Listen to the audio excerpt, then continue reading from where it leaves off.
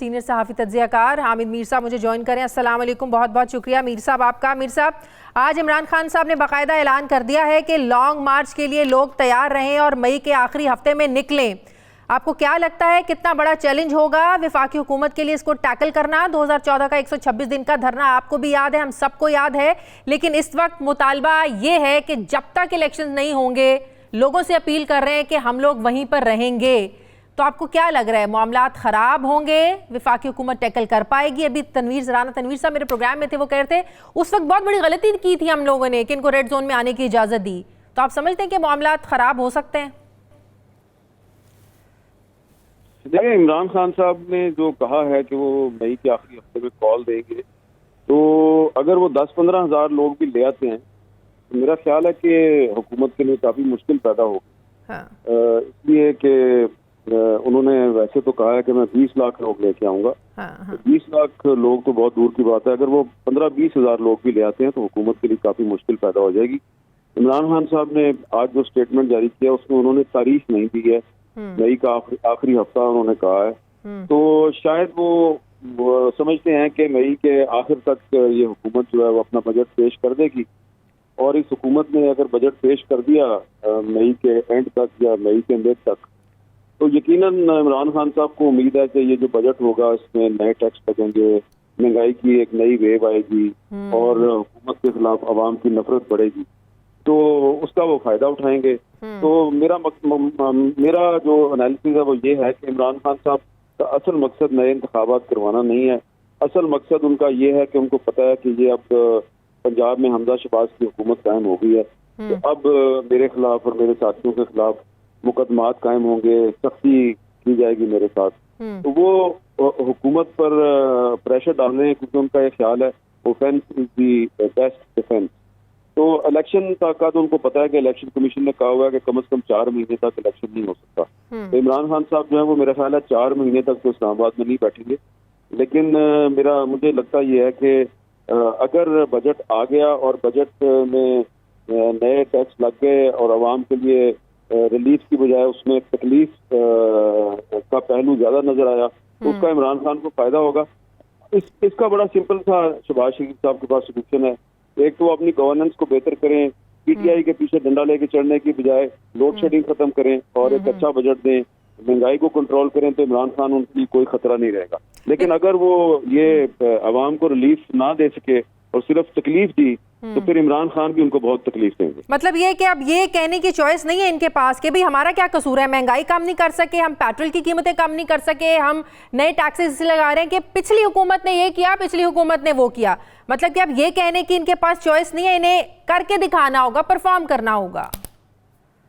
देखिए, मैं आपको एक बात बताता हूँ कि जब पिछले साल अक्टूबर में मुझे पता चला कि आसिफ जरदारी साहब और शहबाज शरीफ साहब जो है वो क्वाइटली सीक्रेटली तहरीक-ए-एतमाद के लिए एक दूसरे से मीटिंग्स कर रहे हैं और वो तहरीक-ए-एतमाद ला रहे हैं और उनकी एमक्यूएम के साथ, बीएपी के साथ और शाहजहान बुख्ती वगैरह के साथ बातचीत हो चुकी है। तो मीडिया में तो खबरें नहीं आ रही थी, तो मैंने एक दिन इनको पूछा, जरदारी साहब को भी और फिर सेपरेटली शहबाज साहब को भी पूछा कि देखें ये मैंने इनको कहा मेरा ख्याल है कि आपकी टाइमिंग बड़ी बुरी है कि अगर आप फरवरी मार्च तक इमरान खान के खिलाफ तहरीक-ए-एतमाद लाते हैं, उसको निकाल देते हैं, तो उसको बड़ा फायदा होगा क्योंकि मई जून में आपने बजट लेके आना है। हाँ। और IMF के साथ तो इमरान खान ने मुआहदा करके पहले पाकिस्तान को फंसा दिया है। हाँ। तो जो काम इमरान खान ने अगले बजट में करना है और लोगों ने उसको गालियां देनी है, तो वो गालियां तो आपको पड़ेंगी, तो ये आप क्यों कर रहे हैं?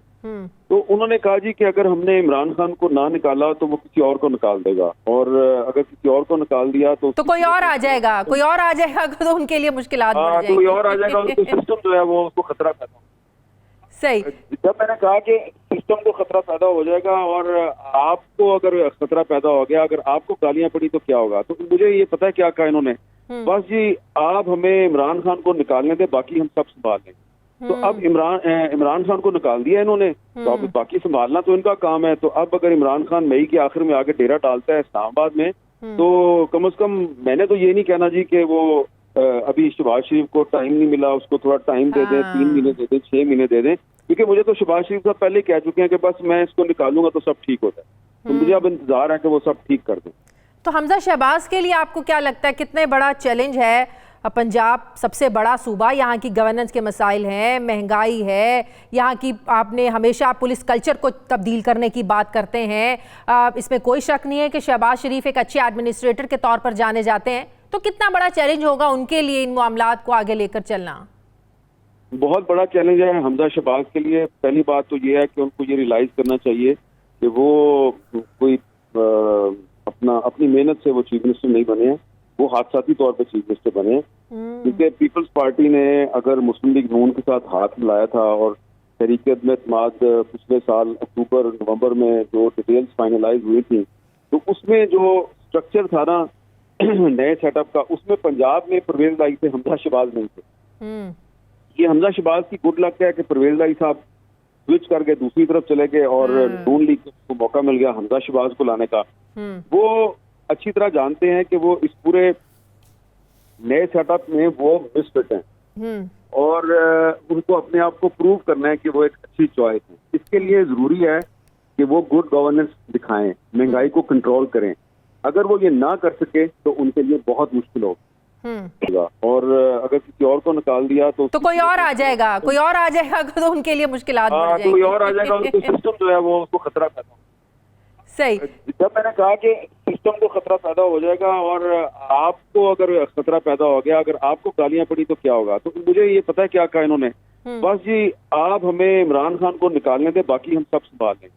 तो अब इमरान खान को निकाल दिया इन्होंने, तो अब बाकी संभालना तो इनका काम है। तो अब अगर इमरान खान मई के आखिर में आके डेरा डालता है इस्लामाबाद में, तो कम से कम मैंने तो ये नहीं कहना जी कि वो अभी शहबाज शरीफ को टाइम नहीं मिला, उसको थोड़ा टाइम दे दें, 3 महीने दे दें, 6 महीने दे दें, क्योंकि मुझे तो शहबाज शरीफ साहब पहले कह चुके हैं कि बस मैं इसको निकालूंगा तो सब ठीक होता है।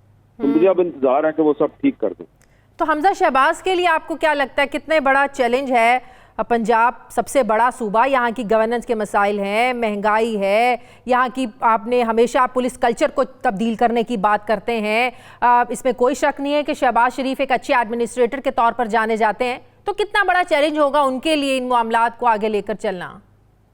बहुत बड़ा चैलेंज है हमजा शहबाज के लिए। पहली बात तो ये है कि उनको ये रियलाइज करना चाहिए कि वो कोई अपनी मेहनत से वो चीफ मिनिस्टर नहीं बने हैं, वो हादसाती तौर पे चीफ मिनिस्टर बने हैं।